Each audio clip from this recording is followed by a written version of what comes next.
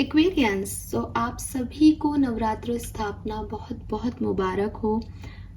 मैं प्रार्थना करती हूँ कि दुर्गा माँ आपकी हमारी सभी के जो भी परेशानियाँ हैं उनको ख़त्म कर दे और हम सबको प्रोस्पेरिटी, अबंडेंस, हैप्पीनेस से नवाजें। तो लेट्स सी कि आज इतने खूबसूरत दिन पे 3 अक्टूबर 2024 के लिए divine message, goddess guidance, universal message क्या है, आज माता रानी की तरफ से आपके लिए क्या मैसेज है। चलिए देखते हैं।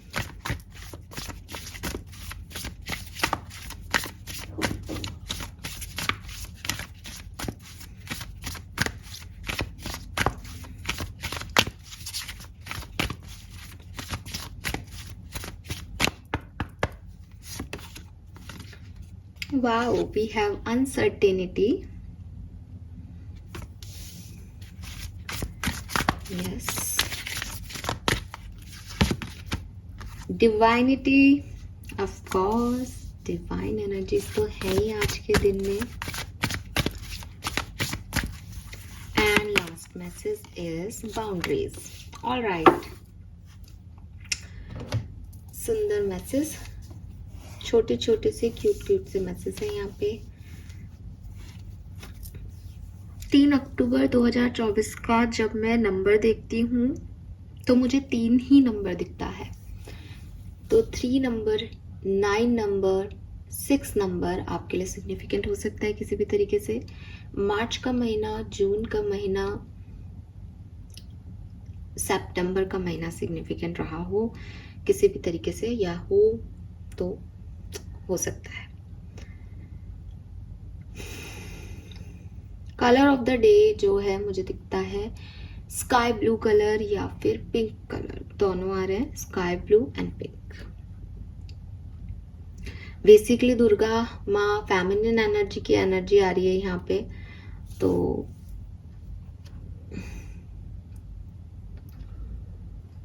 इन कार्ड्स में भी काफ़ी मेरे को फेमिनिन वाइब्स मिल रहे हैं, हालांकि इस पूरे डेक में ही फेमिनिन वाइब्स हैं, लेकिन स्टिल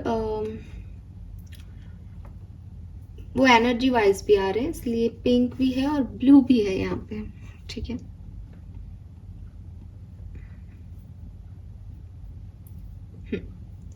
मैसेजेस क्या है? देखिए, सबसे पहला जो आपके लिए कार्ड निकला वो था अनसर्टेनिटी का। सो लाइफ में सब कुछ आपको बता के हो जाए, या आप ये प्रेडिक्शन देखो और आपको लगे कि यार मेरे साथ जो है ये हो जाएगा, मेरे साथ वो हो जाएगा, और आप सोचो कि मैं तो इससे बच जाऊं, तो ऐसा पॉसिबल नहीं होता। ठीक है, दुर्गा माँ, डिवाइन एनर्जीज, यूनिवर्स आज आपको ये कहने की कोशिश कर रहा है कि जिंदगी का कोई भी पार्ट तय नहीं है। फिर आप कहोगे तो आप ये चैनल खोल के क्यों बैठे हो, आप लोग क्या बताते हो टैरो से?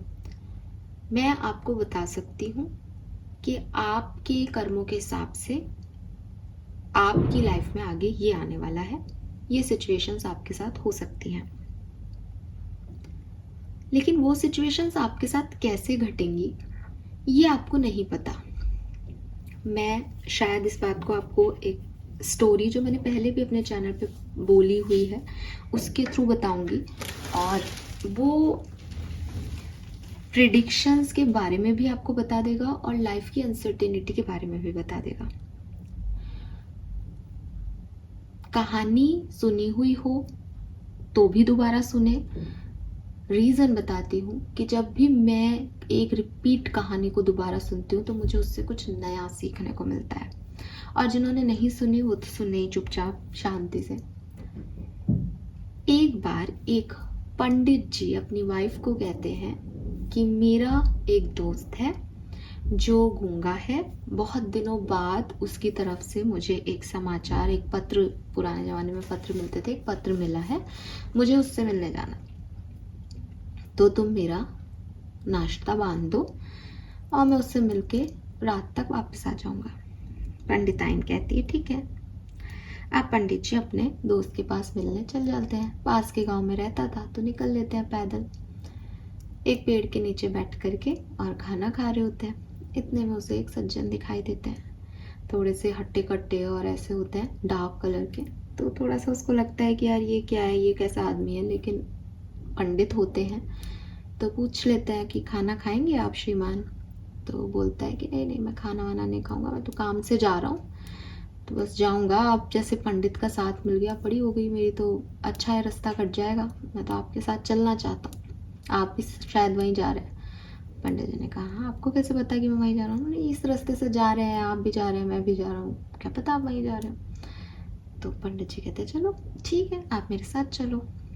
तो उनसे पूछता है कि आप किस काम से जा रहे हो। बताता है कि ज़रूरी काम है, किसी इंसान को लेने जाना है। पंडित जी कहते हैं अच्छा, मैं भी अपने दोस्त से मिलने जा रहा हूँ। ठीक है। आप रास्ते में छोटी सी तहसील या छोटा सा गांव का भी छोटा जो पार्ट आता है वो आता है। तो पंडित जी कहते हैं कि थोड़ी सी देर रेस्ट ले लेते हैं, चलते चलते थक गए यहाँ पे। तो वो जो दूसरा आदमी मिलता है पंडित जी को, कहता है कि ठीक है, तुम रेस्ट कर लो यहाँ पे, यही मुझे मिलना, मैं आता हूँ 5 मिनट में, तुम 5-10 मिनट में रेस्ट कर लोगे। वो कहता है हाँ बस इतनी देर सुस्ताएंगे और क्या है, थोड़ी देर बैठ ले।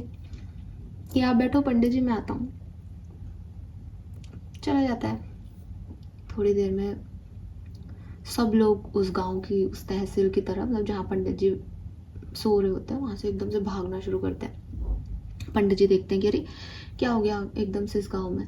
पता चला कि एक बच्चा है वो कुएं में गिर गया और उसकी डेथ हो गई। उसकी माँ बहुत रो रही है और अब सब उसको जो है शांति प्रदान करने जा रहे हैं। इतने में वो पंडित देख रहा होता है उस गांव में क्या हो गया क्या हो गया। इतने में वो आ जाता है दूसरा सज्जन कि चले पंडित जी। तो वो कहता है कि अरे देखो क्या हो गया इस गांव में। यार होते रहती है चीज़ें, जो लिखी है वो तो हो गई, आप इतने विद्वान हो गए, ऐसी बातें क्यों सोच रहे हो। पंडित जी कहते हैं हाँ ठीक है, जन्म मृत्यु अपने हाथ में थोड़ी है, कोई बात नहीं, चलो आगे बढ़ते हैं। फिर ऐसे ही छोटा सा एक तहसील गांव सा आता है।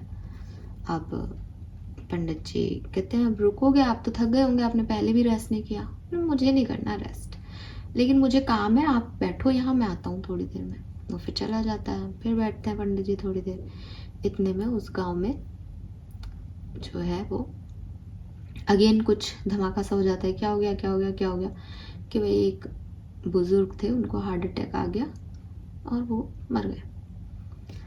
अब वो जैसे ही पंडित जी उसको देखने जाते हैं, वैसे वो आ जाता है कि चले। पंडित जी को थोड़ा सा अजीब लगता है कि ये व्यक्ति जिस भी गांव में जा रहा है वहाँ पे कुछ ना कुछ मिसहैपनिंग हो रही है, और इस तरह की मिसहैपनिंग, और इसको कोई फर्क भी नहीं पड़ता है, तुरंत आ जाता है चलने के लिए। तो चलते चलते पंडित जी उससे कहते हैं कि मेरे तो दोस्त का गांव आने वाला है, आप चाहें तो अब अपना रास्ता अलग कर सकते हैं। तो बोलता है अरे क्या पंडित जी, आप भी, मैं मेरे रास्ता अलग करने से क्या हो जाएगा, बोला ना जहाँ आप जा रहे हो वहीं मैं जा रहा हूँ। तो बोले कि मैं तो अपने दोस्त के यहाँ जा रहा हूँ, लेकिन मुझे ना तुम्हारा थोड़ा सा अच्छा नहीं लग रहा तुम्हारा साथ, कि और तुम बार बार ये क्या कहते हो कि मैं पंडित हूँ विद्वान हूँ। पंडित हूँ विद्वान हूँ इसलिए कह रहा हूँ कि मुझे तुम्हारा साथ अच्छा नहीं लग रहा, तुम जाओ अपने रास्ते। तो बोले कि पंडित जी शायद अब आपको पता चल गया। तो वो कहते हैं कि क्या पता चल गया मुझे, कि आप विद्वान हो, वेदों के ज्ञाता हो, तो आपको शायद अब इस चीज़ का ज्ञान हो गया कि आप किसके साथ चल रहे हैं। तो वो थोड़ा सा झिझकते हैं कि किसके साथ चल रहा हूँ। तो कह रहे कि आपने 2 जगह देखा और आपको बता भी रहा है आपका मन, आपको डाउट भी आ रहा है, फिर भी आप नहीं समझे। तो कहते कि आप मुझे साफ साफ बताएं आप हैं कौन श्रीमान, और आप समझ रहे हैं कि मैं किस तरफ ध्यान दे रहा हूँ, तो मुझे बताइए कि क्या चल रहा है यहाँ पे। तो बोलते हैं कि पंडित जी मैं यमराज हूँ और मैं आपके दोस्त को ले जाने आया हूँ। तो कहते कि आपको आज जब मैं अपने दोस्त से मिलने जा रहा हूँ कि तभी आपको आना था। तो बोले कि आप आज जा रहे हैं, लेकिन उसकी मृत्यु आपकी वजह से ही होनी लिखी थी, तो मैं भी आ गया उसको लेने, इसमें क्या हो गया, ये सब तो तय है। और मैं तो मृत्यु हूँ, तो मृत्यु तो सबके साथ साथ चलती है, जब जिसका समय होता है उसको आप लोग नहीं देखते, जब जिसका समय होता है उसको मैं तो ले आता हूँ, यही प्रकृति का नियम है। आप विद्वान हो के ऐसे इमोशनल ऐसी बातें क्यों कर रहे हो, आपने तो सब वेद पढ़ रखे हैं, ऐसा ही होता है, गीता भी कहती है कि ऐसा ही होता है। तो वो जो पंडित जी होते हैं वो कहते हैं कि बिल्कुल नहीं होता ऐसा, और मैं तो आपकी बात नहीं मानता, आप यहाँ से निकल जाओ, और मेरा दोस्त मेरी वजह से तो बिल्कुल नहीं मरेगा, ठीक है। आप कहता है ठीक है, अगर आपको लगता है तो मैं चला जाता हूँ। अब वो दोनों अलग अलग हो जाते हैं। अब पंडित जी थोड़ी दूर जाते हैं, गांव आ चुका होता है, लेकिन पंडित जी को ना थोड़ा सा ऐसे वहम हो रहा होता है कि अगर ये सच में यमराज हुआ या ये सच बोल रहा होगा, मेरा दोस्त मेरी वजह से मर जाए, कि नहीं नहीं ऐसा नहीं होने दूंगा मैं। तो वो क्या होता है कि चलते चलते एकदम से पीछे मुड़ जाते हैं कि मैं बाद में आके मिल लूँगा, कोई इतनी भी दूरी नहीं है, आज का दिन ही ख़राब है, घर पहुँचता हूँ मैं तो। पता नहीं किस आदमी के चक्कर में आ गया, क्या बातें कर रहा है, ये दिमाग ख़राब कर दिया। तो पंडित जी मुड़ के जाने लगते हैं। इतनी देर में बहुत तेज आवाज़ आती है, देखते हैं पीछे मुड़ के तो देखते हैं कि अरे उनका दोस्त जो है गिरा पड़ा ज़मीन पे और सब गांव वाले उसकी तरफ भाग रहे। भाग के जाते हैं पंडित जी कि क्या हुआ क्या हुआ, कि अरे इसने आपको देखा और ये वहाँ से गूंगा तो है तो बोल तो पा नहीं रहा, और वहाँ से भागता हुआ आपकी तरफ आ रहा था और एकदम से गिर गया। और पंडित जी की तो सारी हालत ख़राब कि मेरी वजह से मर गया। बहुत कोशिश की उन्होंने उसे उठाने की, लेकिन वो तो नहीं उठा। अब फिर उसको वो व्यक्ति देखते हैं कि क्या हुआ पंडित जी, घर चले। तो थोड़ा सा क्रिया जो भी होती है, रिचुअल्स, उसको परफॉर्म करता है और यमराज जी के पास जाके कहता है कि आप तो सब कुछ जानते हो, आपको तो सब पता था कि ये हो जाएगा, मुझे माफ़ कर दीजिए। मैंने कहा बोले कि माफ़ करने की बात नहीं है, तुम इंसानों का थोड़ा सा अलग ही रहता है, तुम सबको पता होता है जन्म के टाइम ही तुम्हें ये शिक्षा दी जाती है, तुम्हारे वेद, तुम्हारे पुराण, तुम्हारे शास्त्र तुम्हें ये बताते हैं कि ये परमानेंट जगह नहीं है, फिर भी तुम परमानेंट सी कोई ढूंढते हो। और रही बात मुझे दोष देते हो या मुझे जो है वो बुरा भला कहते हो, जबकि मैं तो तुम सबके साथ चल रहा हूँ, जिसका जब टाइम आता है उसको तब ले लेता हूँ, साथ में हमेशा चलता हूँ, जन्म के साथ ही मृत्यु के साथ चलती है। तो पंडित जी कहते हैं कि अब आप मुझे बताइए कि मेरी लाइफ में क्या होने वाला है, मेरी मृत्यु कब होगी, आप मुझे बताइए। तो कहते हैं कि तुम्हारे पास भी ज़्यादा टाइम नहीं है। अब पंडित जी थोड़े से ऐसे हो जाते हैं कि क्या कह रहे हो, इसका क्या मतलब कि मेरे पास ज़्यादा टाइम नहीं है। तो यमराज जी कहते हैं कि देखो पंडित, मैं तुम्हें विद्वान समझता था, इसलिए मैं तुम्हारे साथ चलने को राजी हुआ, मुझे लगा तुम समझदार होंगे, लेकिन तुम तो भावनाओं की बातें करते हो, मुझे नहीं बताना तुम्हें, तो फिर तुम परेशान होगे, क्या मतलब। तो वो कहते हैं कि नहीं मैं तो परेशान नहीं होऊंगा, हाँ मरना तो है ही, आप सही कहते हैं, मैं थोड़ा सा ऐसे हो गया था, लेकिन मुझे बताइए कि मेरी मृत्यु कब होगी। तो वो कहता है कि तुम्हारी मृत्यु तो होने वाली है, समीप है, ठीक है, और तुम अपने दोस्त के पास यहाँ आए, इसकी मृत्यु का गहरा असर तुम पे होगा। अब तुम डर डर के ज़िंदगी जीने वाले हो भविष्य में, और तुम्हारी मृत्यु जो है फांसी पे लटकने से होगी, और तुम जहाँ रहते हो वहाँ से दूरी पे होगी, मतलब उस जगह पे भी नहीं होगी। पंडित जी सुन लेते हैं और कहते हैं हाँ ठीक है, उसके सामने हंस के आ जाते हैं, लेकिन चल रहे होते हैं तो उनके दिमाग में चल रहा होता है कि अगर यार इसकी एक बात सच हो गई, ये यमराज ही निकला, तो मैं तो मरने वाला हूँ, लेकिन मैं इसकी ना भविष्यवाणी को गलत साबित कर दूंगा, मैं डर डर के नहीं जीऊंगा। डर तो तब होगा ना जब मृत्यु आएगी, मैं इस मृत्यु को ही खत्म कर दूंगा। वो जाता है, घर जाके सो जाता है, पूरी प्लानिंग कर लेता है। सुबह उठता है, सुबह जा करके राजा से कहता है कि राजा देखो, मुझे एक ऐसा व्यक्ति मिला था, वो अपने आप को यमराज कह रहा था, और उसने मुझे कहा है कि मेरे साथ ऐसा होगा, मैं तुम्हारे राज्य का पंडित हूँ, तुम्हारे लिए मैंने काफ़ी जो है भविष्यवाणियाँ की हैं, पूरे तुम्हारे बारे में सब कुछ तुमको बताया है मैंने, हमेशा अच्छा यज्ञ हवन करवाया है, तो तुम्हारी ये ड्यूटी बनती है, रिस्पॉन्सिबिलिटी बनती है कि तुम मेरी जान का ध्यान रखो।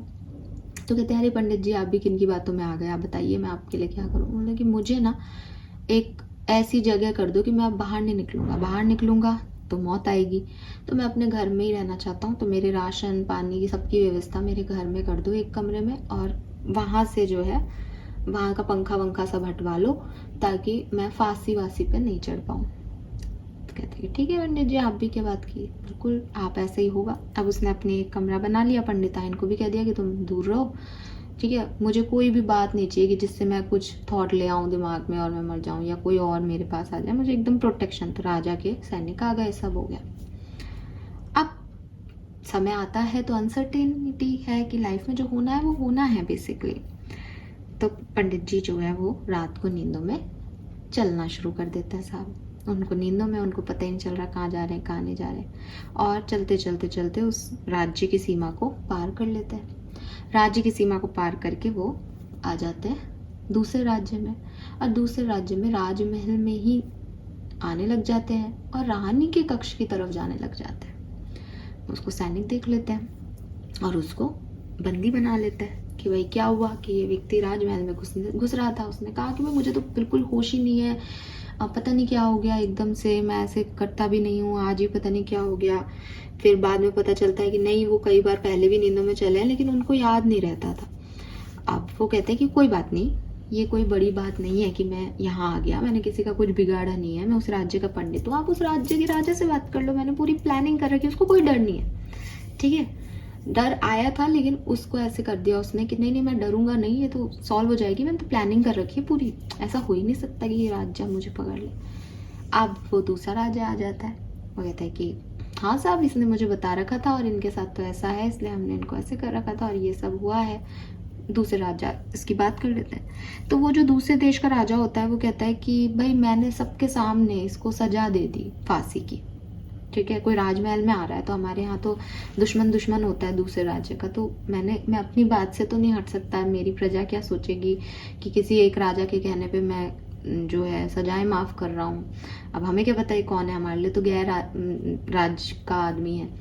तो वो कहता है कि कोई बात नहीं, परेशान मत हो, आप ऐसा करो पंडित जी को सूत के जो है धागे से फांसी दे दो, ये कौन सा मरेंगे, तो सूत आपकी बात भी रह जाएगी, पंडित जी की सजा भी हो जाएगी, और ये मैं फिर हम इनको घर ले जाएंगे, राज्य में ले जाएंगे। वो पंडित जी को भी समझाते, पंडित जी अब रहने दो, एक तो आप बच गए, आपने भी हरकत कैसी की है। पंडित जी कहते चलो ठीक है, सूत का धागे से लगाना, लेकिन उन सब चीज़ों में उसको ये समझ ही नहीं आता कि ये फांसी लग रही है उसको।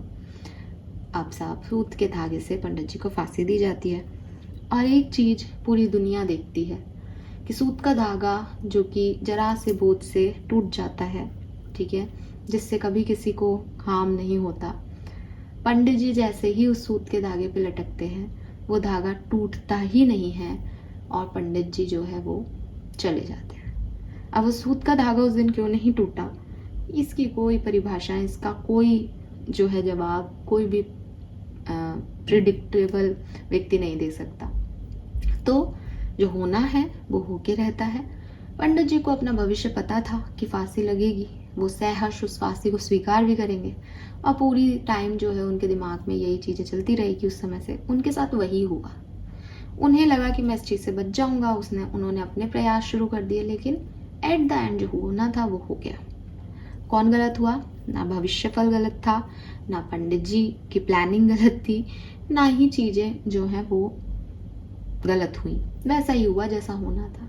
इसीलिए लाइफ को जो है वो अनसर्टेन कहा है कि अगर आप सब कुछ जान भी लेते हो तो भी आप उसको बदल नहीं सकते। तो बेहतर है कि ज़िंदगी को थोड़ा सा एडवेंचरस होके ही जिए, कि जो होगा देखा जाएगा, अपन तो अपनी तरफ से कोशिश कर लो। ठीक है, और ये सब जानते हैं, जो पंडित जी को भी उन्होंने, यमराज जी ने कहा कि पहले ही दिन से पता है कि यहाँ पे कुछ परमानेंट नहीं है, तो क्यों रिश्तों का अटैचमेंट रखना, क्यों किसी और चीज़ के अटैचमेंट्स में रहना, क्यों बहुत ज़्यादा ओवर किसी को लेकर के प्रोटेक्टिव होना, क्यों? आपके हाथ में कुछ भी तो नहीं है, आपके हाथ में सिर्फ कर्म और प्रयास करना ही तो है, तो बस वही कीजिए।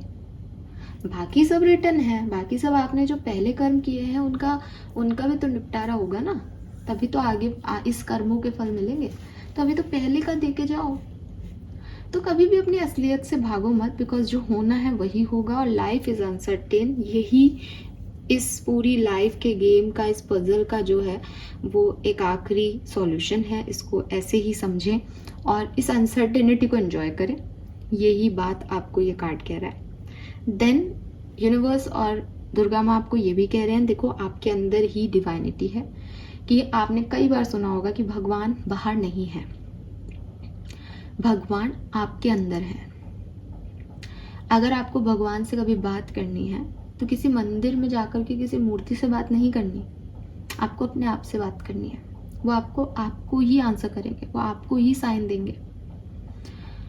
तो मंदिर जाना, मस्जिद जाना, चर्च जाना, ये इसलिए ज़रूरी है क्योंकि हमें पॉजिटिव वाइब्स चाहिए। कभी कभी हम बहुत ज़्यादा ऐसी एनर्जी से घिर जाते हैं कि हम बहुत लो ड्रेन फील करते हैं, तो मंदिरों की एनर्जी पॉजिटिव होती है। वहाँ पे जो है रोज हवन यज्ञ पूजा पाठ हो रहा है, सात्विकता का ध्यान रखा जा रहा है, एक अच्छी पॉजिटिव ऑरा है वहाँ का, तो हम वहाँ से एनर्जीज ले सकते हैं। लेकिन अगर आपको कोई सवाल का जवाब चाहिए, अगर आपको भगवान से कोई कम्युनिकेशन बैठाना है, तो ज़रूरी नहीं है कि वो आपको मंदिर में ही मिलेंगे। वो आपके अंदर हैं और आप जहाँ पे भी उनसे कम्युनिकेशन करेंगे सच्चे मन से, वो आपको कम्युनिकेशन का आंसर करेंगे, राइट। सो ये जो डिवाइनिटी है ये आपके अंदर है। यूनिवर्स और स्पिरिचुअलिटी में इस डिवाइनिटी को 7 चक्रा के रूप में बताया गया है, जो कि आपकी बॉडी के अंदर है। आप सब जानते होंगे रूट चक्रा जो है वो आपके रेक्टम एनस का जो पार्ट है, सबसे लोअर जो स्पाइन है उसके बिल्कुल पास है। उसके बाद ऊपर बढ़ते जाते हैं, ये सेकंड चक्रा जो है आपका वो सैक्रल प्लेक्सस चक्रा है, वो अगेन आपके रिप्रोडक्टिव ऑर्गन्स जो होते हैं वहाँ पे है। उसके बाद ऊपर आते हो तो सोलर प्लेक्सस चक्रा आ जाता है, फिर और ऊपर आते हो तो हार्ट चक्रा आ जाता है, और ऊपर आते हो तो थ्रोट चक्रा आ जाता है, और ऊपर आते हो थर्ड आई चक्रा आ जाता है, और सबसे ऊपर आपके बेस ऑफ स्कल पे एक जो है क्राउन चक्रा है। ये सारे चक्र आपकी बॉडी में है। इन सारे चक्रों का जिक्र गीता स्वयं करती है। इन सारे चक्रों के बारे में साइंस मानती है। ये सारे चक्र आपके अलग अलग ऊर्जाओं को अपने अंदर समाहित करके रखते हैं। जैसे आपकी ज़िंदगी होती है वैसे ये चक्र प्रोसीड करने लग जाते हैं। और अगर आप में से काफ़ी लोगों ने गीता को अच्छे से पढ़ा है तो आप समझेंगे कि प्राण वायु जो है, जब आखिरी टाइम पे भी प्राण निकलते हैं तो इन चक्रों के थ्रू ही निकलते हैं। किस चक्रा के बेसिस पे आपके प्राण गए उसका बहुत मायने रखता है कि आपने कैसे कर्म किए हैं। अगर थर्ड आई चक्रा से प्राण गए हैं तो आप एक बहुत ही दार्शनिक, बहुत ही जिज्ञासु, बहुत ही अच्छे कर्म वाले इंसान हैं। अपर चक्रा से जाते हैं तो अच्छा मानते हैं, क्राउन चक्रा से तो और भी सिद्ध पुरुष हैं। अगर नीचे के लोअर चक्रा से आपके प्राण गए हैं तो डेफिनेटली आप जो है कहीं ना कहीं फियर से या नहीं जाना चाहते वाली एनर्जीज में थे और आपने अच्छे कर्म भी नहीं किए, शायद ऐसा कहा गया है शास्त्रों में। तो ये जो चक्रा है इन पे काम करने को कहा जा रहा है कि इनको मजबूत करें, इनको सॉलिड बनाएं ताकि ये आपको रिसीव करवा सके उन सारी अच्छी पॉजिटिव एनर्जीज को। एंड लास्ट जो मैसेज है वो बिल्कुल आपके लिए है कि आप अपने लिए काम कर सकते हो, आप लाइफ की अनसर्टेनिटी को समझ सकते हो, लेकिन प्रोटेक्शन कैसे करोगे खुद का? अपना प्रोटेक्शन करने के लिए आपको ना कहना सीखना है एक्वेरियस। मे बी आप हर व्यक्ति को प्लीज़ करना चाहते हो, मे बी आप बहुत सारे लोगों के लिए बहुत कुछ कर रहे हो जिसकी वजह से आपके पास अपने लिए टाइम नहीं है। मम्मी ने ये कह दिया, पापा ने कह दिया, भाई ने ये कह दिया, सबके लिए लग रहे हो, दोस्तों के लिए लग रहे हो, लेकिन जब आपको ज़रूरत होगी तो ये कोई नहीं होगा। फिर वही चीज़ कि आपको पता है कि ये लोग नहीं होंगे, फिर भी आप अपना टाइम इन लोगों को दे रहे हो। यहाँ ये नहीं कह रहे कि आप अपने लोगों के लिए काम नहीं करो, लेकिन स्टिल आपको ये समझना होगा कि मुझे कितना करना है। ओवर डूइंग अच्छी नहीं होती कभी भी, वो आपको ड्रेन करती है, आपके एक्सपेक्टेशंस को बढ़ा देती है, क्योंकि आपने लोगों के लिए किया तो आप एक्सपेक्ट करेंगे वो भी आपके लिए करें। कभी वो उस एनर्जी में नहीं है कि वो ओवर डू कर सके, उनके पास अपनी प्रायोरिटीज़ पहले हैं। आपको बुरा लगेगा कि इन्होंने मेरे लिए नहीं किया, आप कहोगे मुझे जस्टिस नहीं मिला। आपको जस्टिस नहीं मिला प्रॉब्लम नहीं है, आपने उनके लिए ओवर डू किया, दैट इज़ योर प्रॉब्लम। उन्होंने तो पहले अपना कर्म किया, उनको जो सही कर्म लगा उन्होंने वो किया, फिर वो आपका सोच रहे हैं। आप पहले उनका सोच रहे हो फिर अपना सोच रहे हो। तो यूनिवर्स का सिस्टम ऐसे नहीं चल रहा कि जो आप चाह रहे हो वो ही होना चाहिए। यूनिवर्स बहुत फेयर जजमेंट कर रहा है कि अगर ये व्यक्ति अपने प्रायोरिटीज़ को छोड़ के, जो इसकी एक्चुअली में बनती हैं, जो इसका धर्म है, इसका कर्म है, उसको छोड़ के दूसरों को प्लीज़ करने के लिए उनकी मदद कर रहा है और ये कह रहा है कि देखो मैंने तो उनकी मदद की इसलिए काम रह गया, मूर्ख है। और अगर कोई व्यक्ति आपकी उस समय मदद नहीं कर रहा और वो अपनी पहली प्रायोरिटी पे है, वो समझदार इंसान है, आपको कोई जस्टिस नहीं मिलेगा इस केस में। तो ये जो ओवर डूइंग है आपका नेचर, इससे आपको बचना पड़ेगा। आपको समझना पड़ेगा कि कब मुझे लोगों को मना करना है, कब मेरा मना करना एक बैड कर्म नहीं है, कब ये एक जायज़ कर्म है। ठीक है। नाउ यहाँ पे मैसेज क्या है? Uncertainty. May I live in the now and relax peacefully into the unfolding, knowing all the pieces of the puzzle will fall into place at the right time and not a moment before. So आपको ये समझना होगा, पूरी कहानी मैंने आपको सुना दी। जो होना है वही होगा, जो आप चाहते हो वो भी डिवाइन टाइमिंग पे होगा। आप कुछ भी करके चीज़ों को बदल नहीं सकते, और ज़िंदगी का मज़ा यही है कि देखो यार अब क्या होगा आगे। ठीक है। तो आप अगर कोई प्रिडिक्शन भी सुनते हैं, आप उसे सुने, आपको कुछ जो गाइडेंस मिलता है आप उसे फॉलो करें, आप उसे बदलने की कोशिश मत करें, आप बदल नहीं पाएंगे उसको। ठीक है। Divinity, may I always remember my true identity, unlimited light and love. Let me know myself as pure consciousness. Wake me from the sleepwalk of believing I am only human.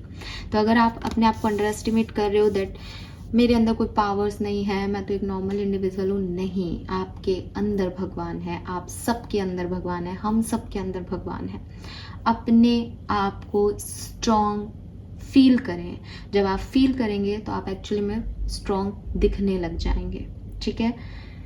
And lastly, we have boundaries. Change me, divine beloved, into one who can easily set boundaries wherever needed. May I feel entitled to say no to any situation that feels bad or wrong. Fill me with divine confidence. Speak through me.